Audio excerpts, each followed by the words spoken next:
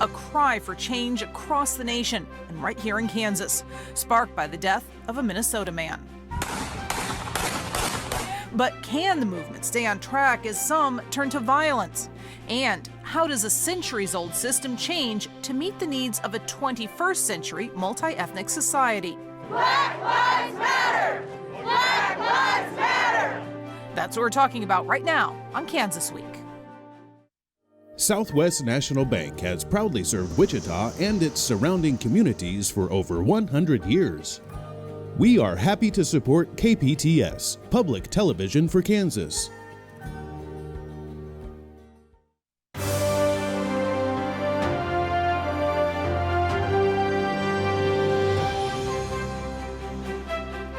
Welcome to a special episode of Kansas Week. I'm Pilar Pedraza. We weren't supposed to be here this week, preempted by special programming during Pledge, but something came up that was a bit more important. What activists hope will be the beginning of a major shift in our society.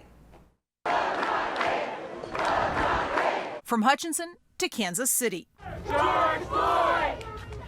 George Floyd! From Wichita to Derby, Kansans have marched, rallied, and demonstrated, demanding justice after the death of George Floyd, who suffocated under the knee of a Minnesota police officer. Black Lives Matter! Black Lives Matter! In Wichita, they marched to the county jail, rallied outside the Patrol North police station, prayed on street corners, and shut down intersections. In Hutchinson, they marched around the courthouse and then later held a one-day boycott of local businesses. In Derby, they lay down on the ground. As we stand up, I want you to remember how George Floyd didn't get to. They're not just asking for justice for George Floyd, they're also demanding change right here in Kansas. From the beginning, America, until now, you have treated people of color and all minorities, regardless of shape, color, creed, as second rate. I believe that the people that have been, whose lives have been taken at the hands of police, they had a right to appear in court and fight for their right to prove their guilt or innocence. And I feel like that's been taken away. And it shouldn't be taken away because of the color of your skin. I'm super proud to be an American. I love this country, but it's been upsetting me a lot lately. We're all free people here. Yeah. Enough is enough, and we are done dying. Now, this is a deep and often difficult topic to discuss. For that reason, it's often avoided. Not today. Joining me for this special show, we have Chief Gordon Ramsay of the Wichita Police Department and John Wright, news director at KQAM Radio. Thank you both so much for being here. Thank you. You're welcome. This is a movement over the last week, I think, that caught a lot of Americans by surprise, but it's really something that's been simmering under the surface for a long time. I know you and I, John, have had conversations about that before. Yes, and it's a situation where it goes back years. And it's surprising on where these incidents happen, some in the Deep South, and now we have one in the North where African Americans fled the South to go north in major cities like Detroit and migrated further and even across the border. And now we have an incident like this. And you have to ask yourself, what conditions allowed this to happen? And is it a good old boy network? Is it police training or lack of it? Or is it the inside of a man or a woman that's a police officer in the hiring process that goes unnoticed, and whether they're empowered or feel like they have the authority to kneel on someone's neck for almost 9 minutes and murder someone. And I know, Chief, these are a lot of the questions you've been dealing with since you got here several years ago. Right. Well, actually, I've been dealing with these my whole career, 27 years. The racial issues, use of force issues have been at the forefront of policing my entire career. This is nothing new. And, you know, when I got into it 27 years ago, I would have hoped by now we would have figured it out. Yeah. Well, and I know I did my master's thesis on the busing era in the Wichita public school system for desegregation.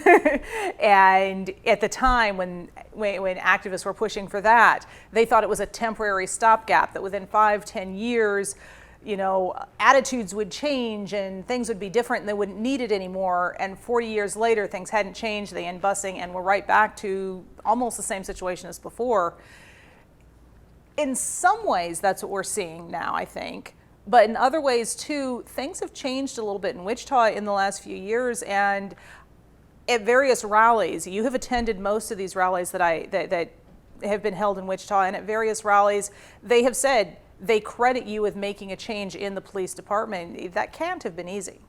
No, I mean, we're talking, I think what we see in Minneapolis was some cultural issues, right? Where there's a disconnect between administration and at the street. And that's one thing that I have really focused on, is ensuring that my vision gets pushed down to the street level. And that involves me, so I spend time at rallies and interacting with the public, but I also am out on the street on many weekends, seeing how our policies and practices and training is exercised out there.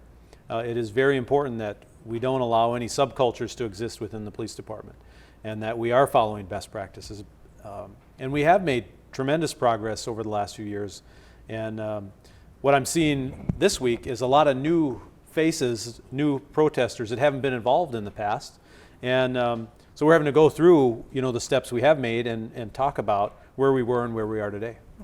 Yeah. And John. And that's so true, because you could just count on the people. You can just fill in the blanks on who was going to show up at what protest rally previously to this year. You just already knew there was going to be the old guard. It really is good to see younger people getting involved and being active. And it kind of reminds me of back in that 68, 70s, 80s, 90s era, where they're doing some studying and they're sounding like those political leaders back in the past, and hopefully they'll act like it, unlike what we saw at 21st in Arkansas, because they're always going to be opportunists. I've worked over the years at the Herman Hill riot. I worked at the 21st Street riot, and there were opportunists then, there's opportunists now. Let's just call it like it is. We've got some bad actors out there, and Chief Ramsay and his staff, they do have a difficult job, but the community also have a difficult job in discerning who is going to do what is right and what is necessary. There's a whole community now without service at a Quick Trip at 21st in Arkansas. That impacted the community. Why did those in organizing this event let things get out of hand? Now they're going to see the impact of not having those services and having to drive extra.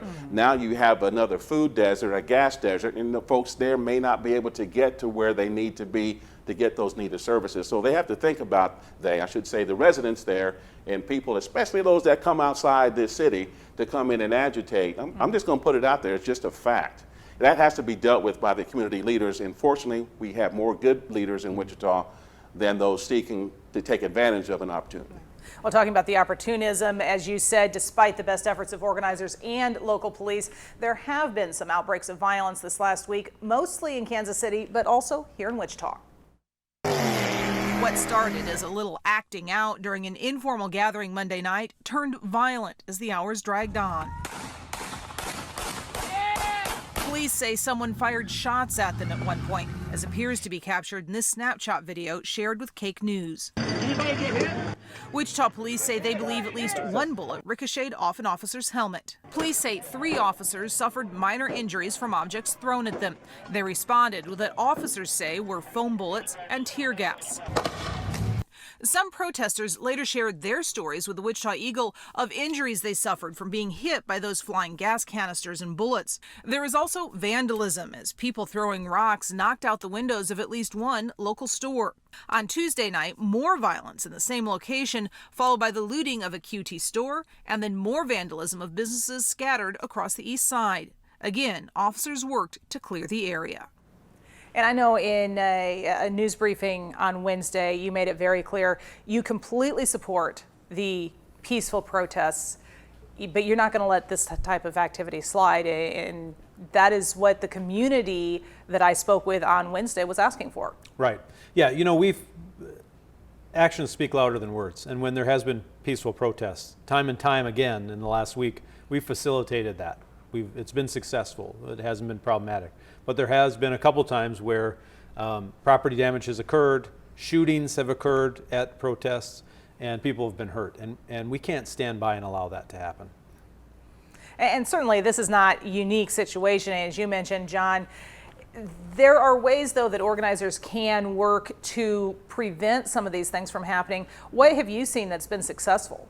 Well, I've seen the more communication before the events take place. The groups are getting together, and as of recently as of Thursday night, the groups united, 3 or 4 groups united and held a peaceful rally.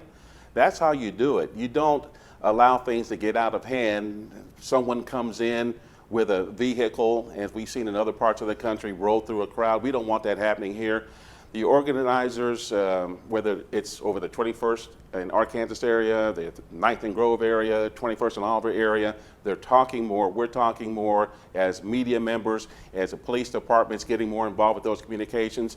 And it's good to see that the communication's taking place from the top on down to the street level, so that everyone has a roadmap and a plan to get there. So now the thing is, let's remove the obstacles, whether it's communication, finances, getting down to the neighborhood level, more neighborhood policing, which Wichita Police Department has been long known for and awarded for, to make those programs happen. We have enough programs.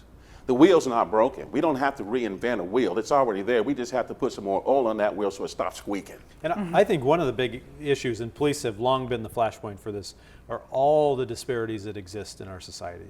And when you go through, you look at education and healthcare and employment and housing. I mean, the list goes on. And then you have a police incident, a bad police incident, and all those come together as the flashpoint, and it's the police action that it is. But really, when we look at how to help get out of this, we need to fix some of the disparities. We got to fix some of the poverty that exists.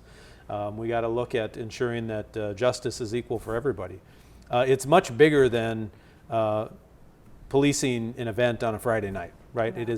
It is much more complex. It is more complex because they're the serve and protect, yes. However, you call 911, we want to see an officer show up when things go south.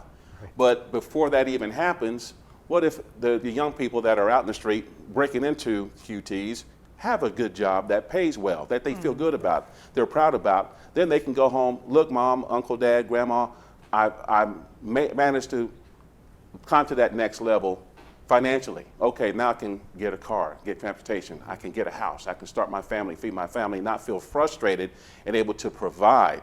And then we're talking about opportunity. We have some small businesses and some major businesses that employ those skilled workers. Well, let's get them educated, as the chief says. Let's make sure they have a road to advance so that they can become more invested in the community. That's what's necessary, and that's what I'm seeing with these young people being involved. And hopefully this will continue, because there are good training programs out there. There's one that's already going on in the community at the Atwater Center with the WSU Tech and those type of things, that the people can make good money, men and women, and create those families in the neighborhoods to make the neighborhood strong, to make the city stronger, to make the state stronger, and go on down the line. But that's got to happen. There has to be an opportunity and not a roadblock for someone who looks like me or looks like you or looks like the chief, so that all people can advance. No. Well, and certainly when it comes to the volatility of moments like this, we as media, John, have a certain level of responsibility. Now, I was out at the incident at Oliver and 13th on Wednesday, and if you're watching the news, you saw me get swarmed at the beginning of the newscast. And I almost came down there because I'm just a few blocks away. I said, do I need to come get Pilar out of there or what? So, yes. But I've worked with kids before. I knew these were teenagers. They were just excited by the cameras. And so I was very insistent to our producers, I've got to get back on the air now. I've got to let people know that this is not some dangerous thing that's going on. How we as media frame what's happening definitely changes public perception. And that's so true, especially at the local and really at the national level. You hear agendas with different media departments. I would like to think that here in Wichita, although there's long established broadcasting companies that even now with newspaper, with the internet and everything, that they may have some sort of agenda, but I would hope that they see past that and go for the facts, present the facts. I believe the people of Wichita are smart enough to recognize when they're being, the wool's being pulled over their eyes. Let's present the facts, let the community decide whether this incident that is going on is violent or non. They can see the protest. There's no fake video being shown by any news department here in the city of Wichita. That's not going to happen. But more so than not, we have responsible reporters out there on the street. They want to do the best job they can in the situation they are in, and each situation is different, from 21st and Arkansas to where you were at 13th and Oliver, downtown at City Hall. All those situations are different, and it's up to those reporters to do their homework. If they don't understand the culture, they need to understand the culture. Just because I'm African American doesn't mean, as I have been for years, put into the African American story. You know, I would think I'm bigger than that. But that's what tends to happen when you're doing the onesies, and you know, you're the only African American in your department. You get sent to those stories. So those reporters owe it to themselves to learn the culture, to make those community contacts beforehand, so they don't go in and then pour gasoline on an already burning fire. Yeah. Well, and talking about issues as far as dealing with all this, one thing that's made it more difficult is social media, and that has raised its head this week. At one point, social media posts circulated urging protesters to visit smaller communities outside of Wichita and become violent. That led to the arrest of 2 people on suspicion of incitement to riot. Arrests their families say were unwarranted. Those 2 men now released without charges. KSN's Jasmine Haynes spoke with their families. These are the photos of Rayshawn Mays and Michael Boston Jr. that family and friends want you to see. They're not criminals. These are young men that have bright futures in their life. Rayshawn Mays' aunt believes he was wrongfully arrested on suspicion of incitement to riot. He is a good, extraordinary young man. He has done things for the community. The 2 were released from jail while the investigation continues. Wichita police named the 2 men in a press release Thursday morning, saying the men, quote, were responsible for the post that was shared thousands of times throughout Sedgwick County and surrounding areas, causing fear and panic to citizens and business owners. Why would we want to come and destroy things where we live? We're not about that. We're not going to stand for that. City Council member Brandon Johnson says the post was shared widely. We've seen prominent people in Wichita share that. One even tagged our mayor and said, "What are you going to do about this?" He wants to see proof that the 2 men were responsible for creating the post, not just sharing it. That's where everyone's upset. Again, if we can show proof that they created this account, that there was their intent, they did want to incite, they did want to distract, then I'm wrong. I am wrong if we can prove that. He questions why other online posts haven't prompted arrests. We've seen aggressive posts on social media. To me, those are inciting riots. So a couple of pretty hard questions. Obviously, the buck stops with the chief, so I'm going to come to the chief.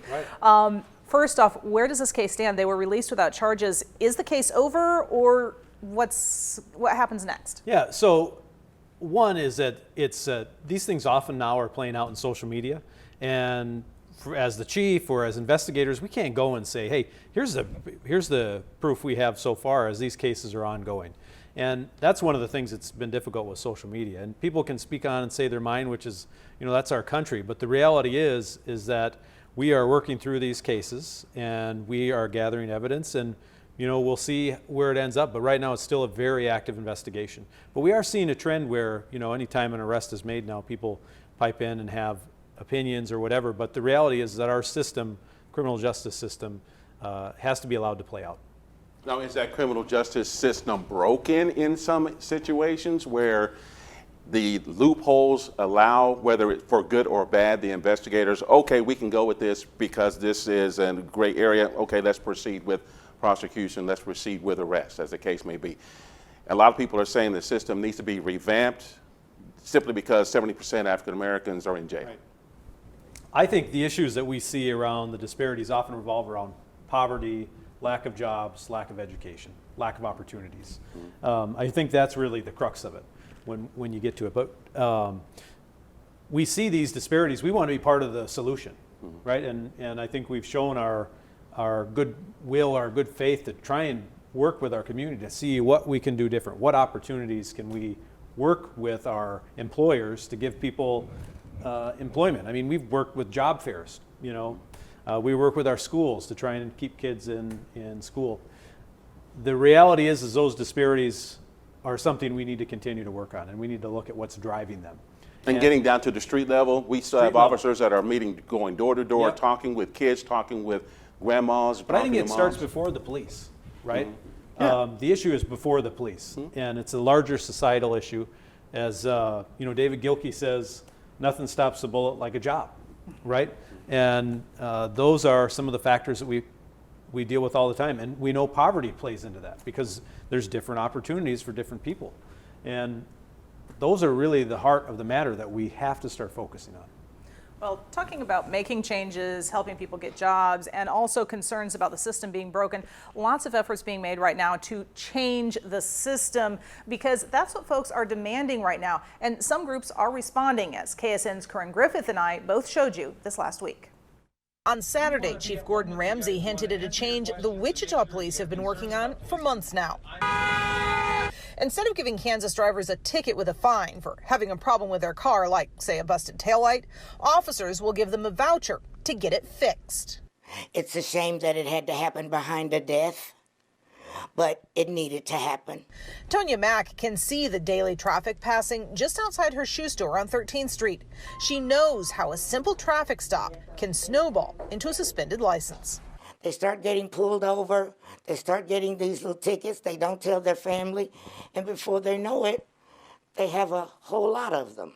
It's happened to her family. The Wichita Racial Profiling Board says African Americans are more likely to end up with a suspended license because they're twice as likely to get pulled over and less likely to be able to pay the fines. We just got one of theirs back, and it's been a couple, 3 years working, paying. The Wichita police say this new program will be a version of the national Lights On program, customized for Wichita. Some demonstration organizers say this wasn't exactly what they were thinking of, but it will make a difference. Any change that we make that kind of alleviates the condition that will probably lead to something worse, that's a good thing. In light of recent events, 2 Democratic lawmakers are bringing up legislation that they say should have been done long ago. Representative Shu introduced a resolution that condemns police brutality, excessive use of force, and the use of militarized force in the United States, specifically against people of color. I at least wanted something to show that, hey, this has a name. It's recognized, some of us see it. While the resolution won't change any laws, Shu has thrown his support to fellow lawmaker Cindy Holscher, who is working on a bill that would. We do need to do something about these issues. Under Holscher's bill, records of police brutality would be open to the public once the investigation is closed. The bill would also prevent officers who were fired, resigned, or retired due to excessive use of force from working for another police department in the state. What we see happening is often people get shuffled around where they've had one issue at one place, then they go to a different place. While any work can be done during a special session, both Shu and Holscher do not anticipate that their bills will be brought up for debate by House leadership. There is centuries of angst behind this issue, and we're trying. And that was true. The special session now over, and it did not come to pass. But certainly lawmakers talking about this already. And some of the things that they're bringing up are things that activists are demanding right now. Activists want a list, a proposal, and an action resolution. Now, how long that's going to take, that's going to depend on the legislature. It's going to depend on local politicians to go out and explain these things, because ultimately it comes down to voting.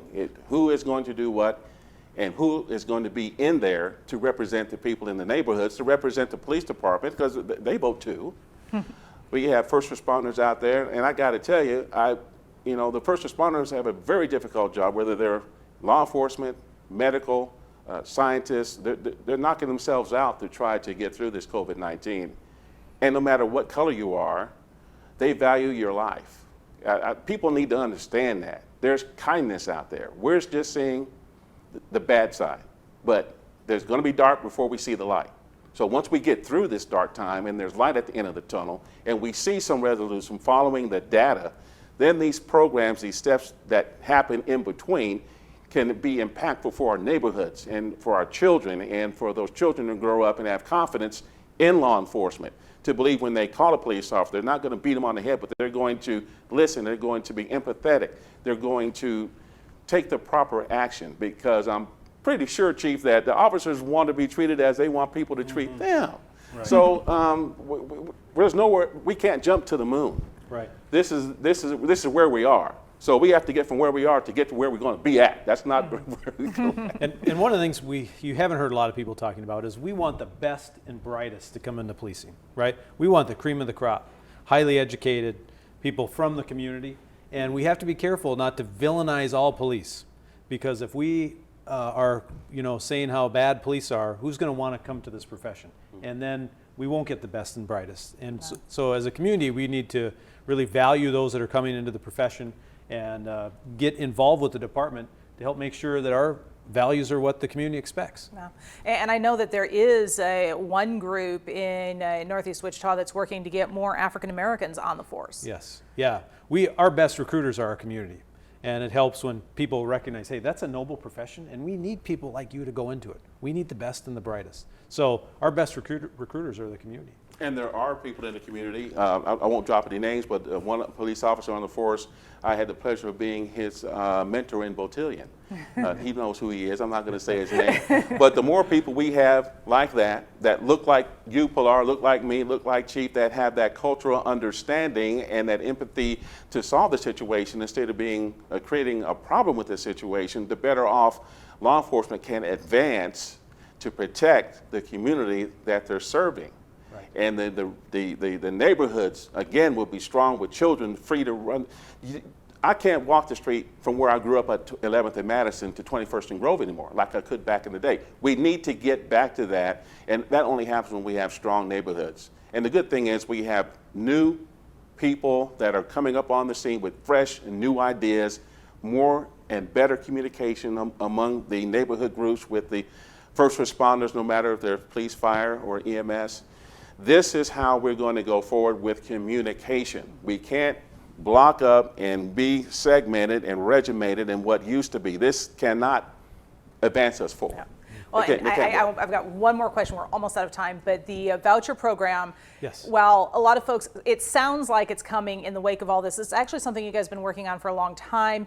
How close are we to that being deployed? We've been working on it for a couple of years, and we were just about ready to get to roll out at COVID, and now we've got this unrest. I really want to get it done this summer. We're that far away from it. I think it'll be a great program for people. Well, let us know. We want to go out with you the first day they're used. Yeah. I want to do it right along as well, Chief. I need to be in there. All right. Well, thank you both so much for joining me. I've enjoyed our discussion, and I hope that it has been useful for you, certainly just the beginning of a long-term discussion. We'd love to hear from you on this and other issues in our communities. You can email us at any time at kansasweek@kpts.org. For now, have a great week.